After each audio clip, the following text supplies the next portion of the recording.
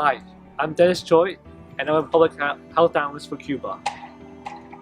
We're making this video so that we can see support for our public health initiatives.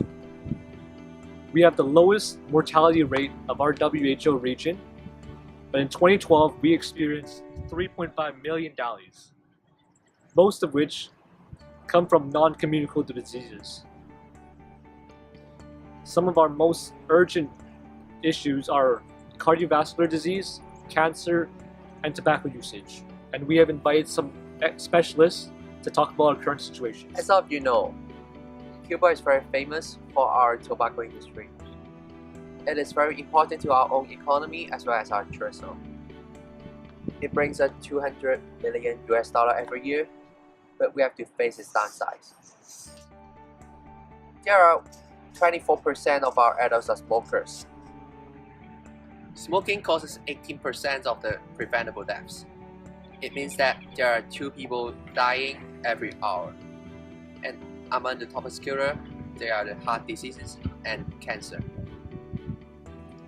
Cancer is a serious problem. It causes 8.2 million of deaths globally, and it has a high incidence rate. It accounts for 16% of Cuba's total deaths. Lung cancer is common in Cuba. It has a lot of risk factors. Age is one of them. People has a longer exposure to carcinogens from the environment and tobacco smoke, and that's why they have a high risk to develop cancer. Lack of exercise, unhealthy diet, and excessive alcohol consumptions are examples of risk factors of cancer. Cardiovascular disease accounts for 20% of the 3.5 million deaths for Cuba. This was the highest individual value of all the categories. The World Health Organization defines cardiovascular disease as a group of disorders of the heart and blood vessels. Since 2000, there has been a 2% increase in the amount of deaths that cardiovascular disease has caused, and this number is expected to increase as the population ages. Ischemic heart disease and strokes are the main problems within the cardiovascular disease category. There are several risk factors of heart disease, but they vary for each individual. They usually consist of unhealthy diets, lack of exercise, and tobacco and alcohol abuse. A person's age, family history, socioeconomic status, and even their pre-existing health conditions can also play a role. Based on our analysis, we have decided to intervene before things continue to get worse. To combat the problem of tobacco, our initiative will include preventative measures that focus on the prevention of smokers.